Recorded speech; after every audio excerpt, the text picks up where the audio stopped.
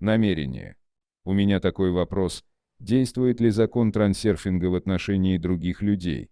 Например, может ли мать вылечить своих детей, психически больных, или, если у вас, или у меня, будет намерение, чтобы Россия стала богатой страной, и люди в ней жили счастливо. Намерение способно на все.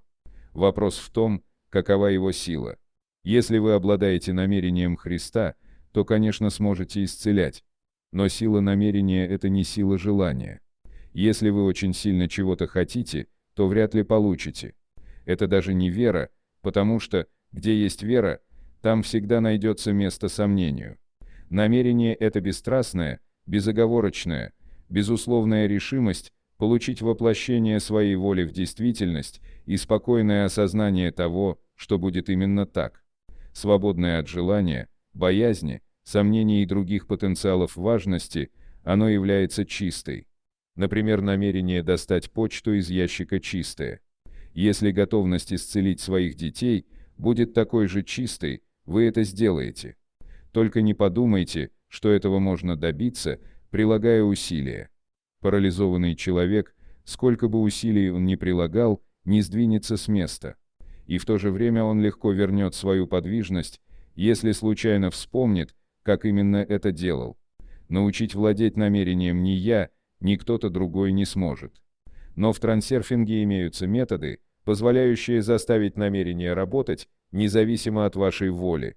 Это так называемое внешнее намерение.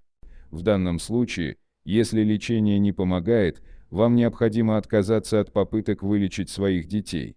Что такое психическое расстройство? Это когда душа человека настроена на нереализованную область пространства вариантов.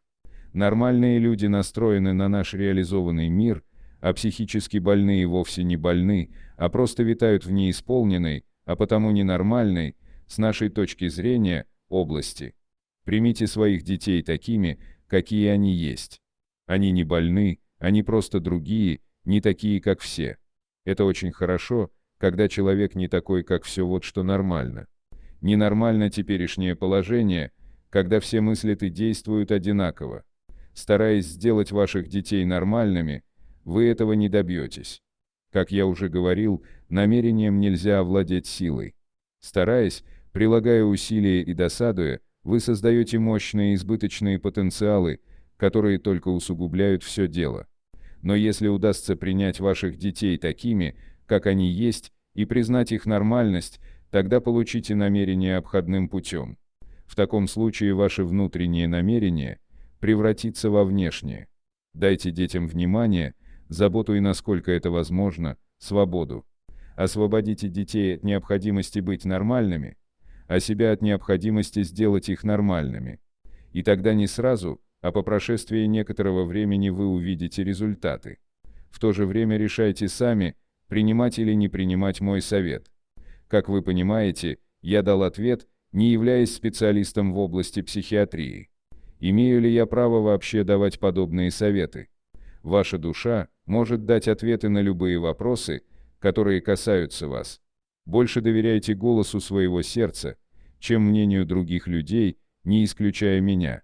Единственное мое преимущество в том, что ваши дети мне безразличны.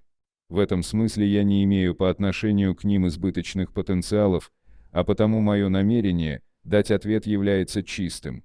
Но вообще мне непонятно, почему вы печетесь о судьбе России, если ваши дети больны. Не слишком ли широкий размах? Не нравятся мне эти идеи сделать всех счастливыми.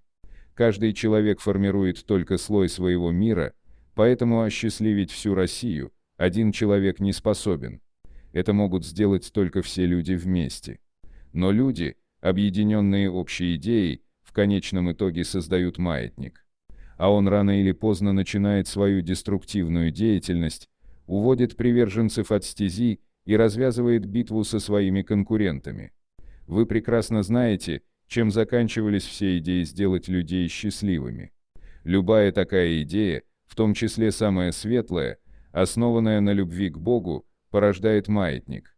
Именем Бога и во имя счастья на земле уничтожались целые народы. Не способен маятник сделать всех людей счастливыми. В любом случае многие при этом пострадают и будут несчастны. Счастье не может быть всеобщим. Это понятие чисто индивидуальное. Если все общество мобилизуется на строительство всеобщего счастья, возникает та самая разруха, которая, по Булгакову, не в клозетах, а в головах. Маятникам выгодно выдавать заботу о других за широту души. Они умеют искусно формировать очень убедительные стереотипы. Но все это лишь красивая демагогия. Все люди будут счастливы только в том случае, если каждый будет идти к своей цели через свою дверь. В этом смысле трансерфинг является маятником для индивидуалистов. Но это единственный реальный путь к подлинному, а не эфемерному счастью. Необходимо отвернуться от маятников, выпустить свою душу из футляра стереотипов и заняться своим счастьем. На пути к своей цели вы сотворите массу поистине добрых и полезных дел. И, конечно, поможете многим бедным и несчастным, потому что у вас появятся большие возможности. Вы говорите, когда человек находится на волнах удачи, то он во всем счастлив и удачлив, главное не поддаваться влиянию деструктивных маятников. А как насчет того, что обычно у человека не может быть все хорошо? Либо на работе карьера, рост, успех, либо дома уют, спокойствие, любовь. А ведь в большинстве случаев хочется, чтобы и там было все отлично. Это вы говорите, что у человека не может быть все хорошо. Это личный выбор. Поскольку вы так считаете, значит так оно и будет. Мир всегда реализует ваш выбор для вас. Вы пишете, а ведь в большинстве случаев хочется, чтобы и там было все отлично. Мир и здесь реализует выбор. Он безупречно отражает тот факт, что вам хочется, чтобы все было отлично. Но не более того. Ведь вам хочется. Вот и получаете себя, хотящую. Когда перестанете просто хотеть и будете намерены иметь, тогда вы это получите. Обратите внимание на девиз трансерфинга «Я не хочу и не надеюсь. Я намерен».